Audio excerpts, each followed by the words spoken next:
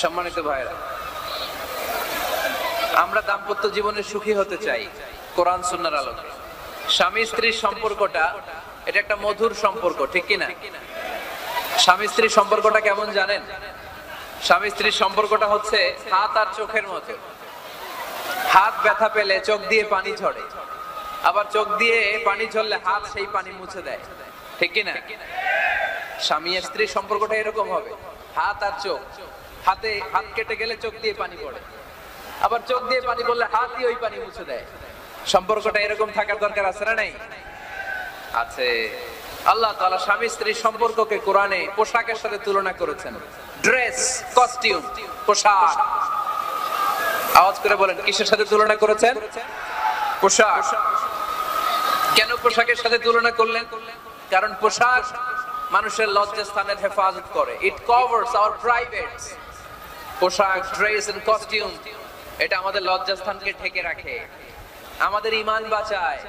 তেমনি স্বামী তার স্ত্রীর চরিত্র হেফাজত করে, স্ত্রী তার স্বামীর চরিত্র হেফাজত করে, ঠিক কি না?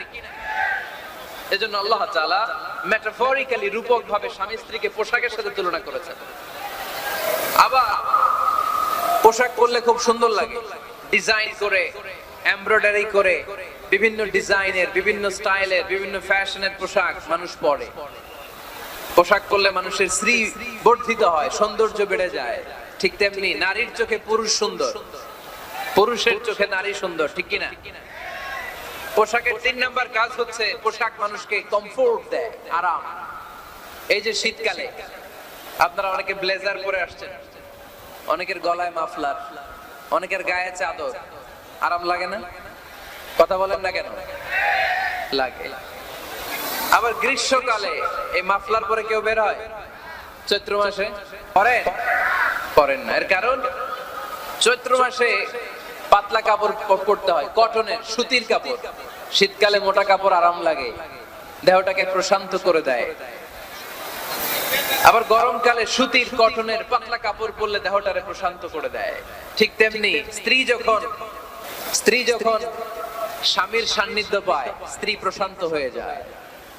আবার স্বামী যখন স্ত্রীর সংস্পর্শ পায়, স্বামীর অন্তরটারে প্রশান্ত করে দেয় কে? এজন্য আল্লাহ তাআলা নারীকে বলেছেন, নারী তোমরা হচ্ছে পুরুষের পোশাক। আবার পুরুষদেরকে বলেছেন, ও পুরুষরা তোমরা নারীদের পোশাক। পড়েন আল্লাহু আকবার। রব্বুল আলামিন বলেন, উন্না লিবাসুল লাকুম ওয়া আনতুম লিবাসুল লাহুন। ও নারীরা, তোমরা তোমাদের স্বামীদের পোশাক, আর তোমাদের স্বামীরা হলো তোমাদের পোশাক। পোশাক যেমনি লজ্জাস্থানকে ঢেকে রাখে, ঈমান ইজ্জতের হেফাজত করে, আব্রু ঢেকে রাখে, তেমনি স্বামী তার স্ত্রীর চরিত্রের হেফাজত করে, স্ত্রী তার স্বামীর চরিত্রের হেফাজত করে। পোশাক যেমনি সুন্দর, স্ত্রীর চোখে স্বামী সুন্দর, স্বামীর চোখে স্ত্রী সুন্দর। পোশাক যেমনি মানুষকে আরাম দেয়, প্রশান্ত করে দেয়, স্বামী আর স্ত্রী একে অপরের সংস্পর্শ পেলে তাদের হৃদয়টাও প্রশান্ত হয়ে যায়, ঠিক কি না? এজন্য আল্লাহ তাআলা পোশাকের সাথে তুলনা করেছেন। পোশাক একে অপরের পোশাক। পোশাক চামড়ার সাথে লেগে থাকে না, আলাদা থাকে। তার মানে স্বামী স্ত্রীর সম্পর্কটা এরকম মিলেমিশে, ভালোবেসে, একাকার, ঠিক কি না? আর নিসাউ শাকাইকুর রিজাল, নারীরা পুরুষদের কাউন্টার পার্ট। নারী হচ্ছে পুরুষের সহযোগী। এই পৃথিবীর এই সভ্যতা, এই সিভিলাইজেশন, এই উন্নয়ন, এই ডেভেলপমেন্ট, এটা শুধু পুরুষরা করে নাই। এই উন্নয়নের অংশীদারিত্বে আমাদের বোনদের, নারীদেরও হাত আছে না নাই? এজন্য কাজী নজরুল বলেছেন, এই বিশ্বে যা কিছু সুন্দর চিরকল্যাণকর, অর্ধেক তার করিয়াছে নারী, অর্ধেক তার নর। চিল্লায় বলেন ঠিক কিনা? এজন্য এই মহাবিশ্বের এই সভ্যতায় আপনাদের যেমনি অবদান, আমাদের বোনদেরও অবদান আছে না নাই? আছে। স্বামী স্ত্রী এই দুজন মিলে এই বিশ্ব সভ্যতা তৈরি হয়েছে। এজন্য দুজনের মধ্যে সম্পর্ক হবে পোশাকের মতো। পোশাক যেমনি দেহের সাথে লেগে থাকে, স্বামী স্ত্রীর মধ্যে এরকম সুসম্পর্কের দরকার আছে না নাই? আচ্ছা, আজকে আমরা জানার চেষ্টা করব কি করে স্বামী আর স্ত্রীর মধ্যে এই সুসম্পর্ক বাড়ানো যায়, ইনক্রিজ করা যায়। কি করে আমাদের মধ্যে মারামারি, কাটাকাটি, ঝগড়া, ডিভোর্স এই রেটটা কমানো যায়, এই ব্যাপারে আমাদের জানার দরকার আছে না নাই? ইসলামী শরিয়া স্বামী স্ত্রী প্রত্যেককে ইন্ডিভিজুয়ালি আলাদা আলাদা কিছু দায়িত্ব দিয়েছে। স্বামীকে কিছু দায়িত্ব দিয়েছে, আবার স্ত্রীকে কিছু দায়িত্ব দিয়েছে, আবার উভয়কে কিছু দায়িত্ব দিয়েছে। আমরা শুরুতে স্বামী স্ত্রীর উভয়কে আল্লাহ তাআলা কি দায়িত্ব দিয়েছে এটা জানবো। তারপরে স্ত্রীদেরকে আল্লাহ তাআলা কি দায়িত্ব দিয়েছেন সেটা জানবো। সবশেষে স্বামীদেরকে আল্লাহ তাআলা কি দায়িত্ব দিয়েছে সেটা জানবো। এই দায়িত্বগুলো পালন করার মধ্য দিয়ে দাম্পত্য জীবনকে সুখময় করে দিবে কে? আল্লাহ। শুরুতে আমরা জানবো দ্য কালেক্টিভ রেসপন্সিবিলিটি, যৌথ দায় দায়িত্ব কি আছে স্বামী আর স্ত্রীর, কেমন করে দাম্পত্য জীবনকে সুখময় শান্তিময় করতে হয়। একটা দাম্পত্য জীবন কলহমুক্ত করতে চাইলে, সুখময় করতে চাইলে সর্বপ্রথম স্বামী স্ত্রীর যেটা খেয়াল রাখতে হবে সেটা হচ্ছে স্বামী স্ত্রীর উভয়ের স্যাক্রিফাইসের মানসিকতা থাকা লাগবে। স্যাক্রিফাইস, আওয়াজ করে আমার সাথে সাথে বলেন স্যাক্রিফাইস। এই স্যাক্রিফাইস ছাড়া দাম্পত্য জীবন টিকবে? দুইজনে যদি ঝগড়া করে, দুইজনে যদি রেগে যায়, ঝামেলা আছে না নাই? স্বামী রেগে গেলে স্ত্রীকে থেমে যেতে হয়, আবার স্ত্রী রেগে গেলে স্বামীকে থেমে যেতে হয়। স্বামীও যদি রেগে যায়, স্ত্রীও যদি রেগে যায়, তাহলে তৃতীয় বিশ্বযুদ্ধ বেঁধে যাবে, ঠিক কি না? এই জন্য রেগে গেলেন তো হেরে গেলেন, রাগা যাবে না। স্বামী যদি রেগে যায়, স্ত্রী থেমে যেতে হবে। স্ত্রী যদি রেগে যায়, স্বামী থেমে যেতে হবে। এটাই দাম্পত্য জীবনের সুখ আর সমৃদ্ধির মূল ফর্মুলা। স্যাক্রিফাইস করতে হবে। এর কারণ আপনি যদি দোষ খুঁজতে শুরু করেন, দোষ ছাড়া পৃথিবীতে মানুষ নাই, ঠিক কি না? No one is perfect in this world. এই পৃথিবীতে কেউই পারফেক্ট না। আপনি যে আপনার স্ত্রীর দোষ খোঁজেন, আপনারও দোষ আছে না নাই? আবার ভাবি যদি আপনার খালি দোষ খোঁজে, ভাবিরও দোষ আছে না নাই? না, এজন্য দোষ খুঁজবেন না, স্যাক্রিফাইস করেন, একটু মানিয়ে নিন। দাম্পত্য জীবনটা এরকমই, একটু ছাড় দিতে হয়, একটু মানিয়ে নিতে হয়। দাম্পত্য জীবনে কখনো মন খারাপ, কখনো মন ভালো, কখনো রোদ, কখনো বৃষ্টি, এই নিয়েই দাম্পত্য জীবন, ঠিক কিনা? তাহলে দাম্পত্য জীবনে যদি আমরা সুখ পেতে চাই, সকল নবদম্পতিকে বলবো একটু ছাড় দেওয়ার মানসিকতা বিল্ড আপ করেন। একটু মানিয়ে নেন, একটু মানিয়ে নেন, একটু ছাড় দেন, একটু মিলেমিশে চলেন। একটু স্যাক্রিফাইস আমাদের জীবনটারে, আমাদের দাম্পত্য জীবনটাকে একটা জান্নাতি দাম্পত্য জীবন বানায় দিবে, ঠিক কিনা? দাম্পত্য জীবনকে সুখী করার 2 নাম্বার ফর্মুলা হচ্ছে ঝগড়া করা যাবে না। আপনারা ঝগড়া করেন নাকি? হ্যাঁ, বউয়ের সাথে ঝগড়া করেন না এরকম বিবাহিত পুরুষ কে কে আছেন দেখি এখানে? হাত তুলছে অনেকে। বিশ্বাস হয় আপনাদের? ভাইরা ঝগড়া করবেন না, কারণ এই ঝগড়া থেকে, সামান্য ঝগড়া থেকে অনেক সময় বিচ্ছেদের দিকে চলে যায় সম্পর্ক। ছোট্ট ঝগড়া থেকে যেতে যেতে ঝগড়া বাড়তে বাড়তে ডিভোর্সের দিকে গড়া, এরকম আছে না নাই? না, সামান্য ঝগড়া যদি বেঁধে যায়, শয়তান এটার মধ্যে বাতাস দেয়, এটারে বাড়াতে বাড়াতে শয়তান অনেক বড় করে।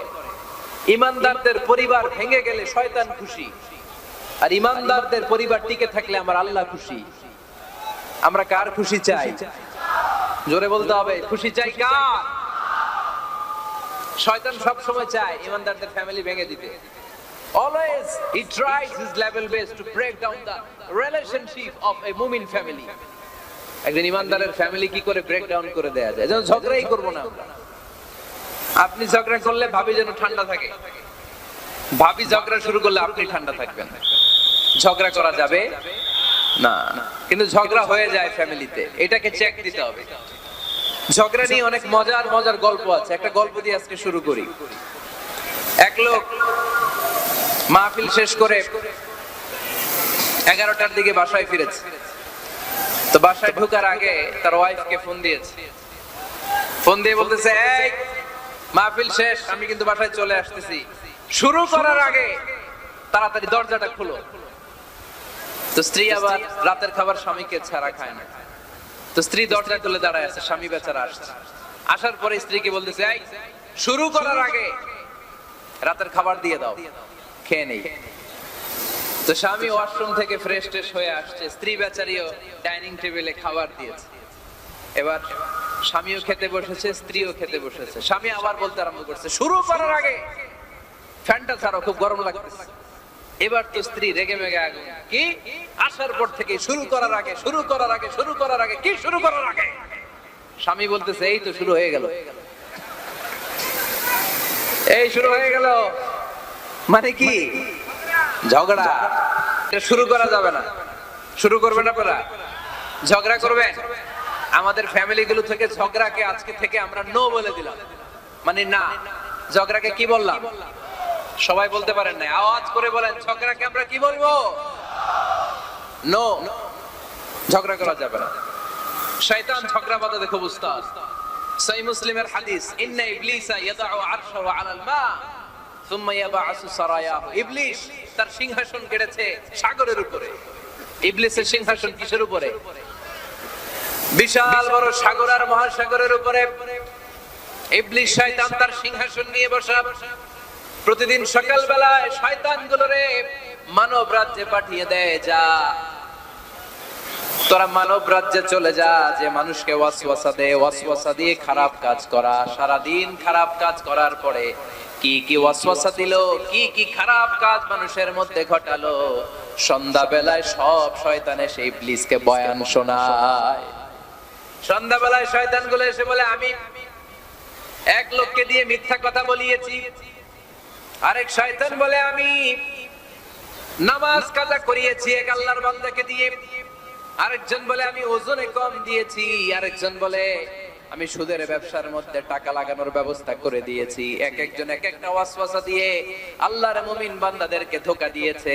এগুলোর ফিরিস্তি এসে সব শয়তানেরা ইবলিসকে শোনায়, কিন্তু কোনো কথাতে ইবলিসের মন ভরে না। কোন শয়তান এসে বলে, আমি তো এমন মদের আড্ডাখানায় নিয়ে গেছি আল্লাহর বান্দাদেরকে, এগুলো নামাজই পড়ে নাই, খালি মদ খেয়েছে। আবার কিছু শয়তান এসে বলে, আমি ক্যাসিনোতে নিয়ে গেছি, ওখানে খালি জুয়া খেলছে। আবার কিছু শয়তান এসে বলে, আমি বাজারের মধ্যে ফরমালিনের এই ওয়াসওয়াসা ঢুকায় দিছি। একটার পর একটা শয়তানি ফিরিস্তি তারা ইবলিসকে শোনায়, কিন্তু কোনো কাজই ইবলিসের মন ভরাতে পারে না। একজন এসে বলে, আনা মা তারাকতুহু বাইনার রাজুলি ওয়া ইমরাআতিহি হাত্তা ফাররাকতু। আমি একজন ইমানদার নারী পুরুষের মধ্যে ঝগড়া লাগায়া ওই ঝগড়া বাড়াতে বাড়াতে বাড়াতে বাড়াতে তালাক পর্যন্ত নিয়ে গেছে। নাউজুবিল্লাহ পড়বেন না? শয়তান এবার তার উপর খুশি হয়ে যায়। সব শয়তানগুলোকে ঠেলে ইবলিস এই শয়তানকে কাঁধে তুলে নাচতে শুরু করে দেয়। কারণ মুমিন বান্দার সংসার যদি ভেঙে যায় শয়তান খুশি হয়ে যায়, আর মুমিন বান্দার সংসার টিকে থাকলে খুশি হয়ে যায় কে? দাম্পত্য জীবনকে সুখী করতে চাইলে ঝগড়াকে আমরা নো বলে দিব। ঝগড়া অনেক সময় হবে, কিন্তু এটাকে বাড়তে দেয়া যাবে না, এটাকে আমরা স্পেস দিব না, ওইখানে থামায় দিতে হবে। রাজি আছেন তো সবাই? আল্লাহ রাসূল সাল্লাল্লাহু আলাইহি ওয়াসাল্লামের ফ্যামিলিতে ঝগড়া হতো। আম্মা জান আয়েশা রাদিয়াল্লাহু তাআলা আনহার সাথে আল্লাহ রাসূল সাল্লাল্লাহু আলাইহি ওয়াসাল্লামের ঝগড়া হতো, হাদিসে পাওয়া যায়। কিন্তু এগুলো ছিল মধুর ঝগড়া, সুন্দর ঝগড়া। সুবহানাল্লাহ পড়েন। আল্লাহর হাবিব বলেন, ইয়া আয়েশা ইন্নী লা আ'লামু ইযা কুনতি আন্নী রাদিয়া ওয়া ইযা কুনতি আলাইয়া গাদবা। ও আয়েশা, তুমি কখন আমার উপর রেগে থাকো সেটাও আমি বুঝি, আবার কখন খুশি থাকো সেটাও বুঝি। আম্মা জান আয়েশা বললেন, ইয়া রাসূলুল্লাহ, ইয়া হাবিবাল্লাহ, কেমন করে আপনি বুঝেন যে আমি আপনার উপর রেগে আছি, আবার কেমন করে আপনি বুঝেন আমি আপনার উপর সন্তুষ্ট আছি? বিশ্বনবী বললেন, আয়েশা, তুমি যখন আমার উপরে খুশি থাকো, আমার উপর যখন তুমি রাজি থাকো, তখন তুমি দোয়ার সময় এইভাবে দোয়া করো, ওয়া রাব্বি মুহাম্মাদ, মুহাম্মাদের রব, আপনি আমাদের সব গুনাহগুলো মাফ করে দেন।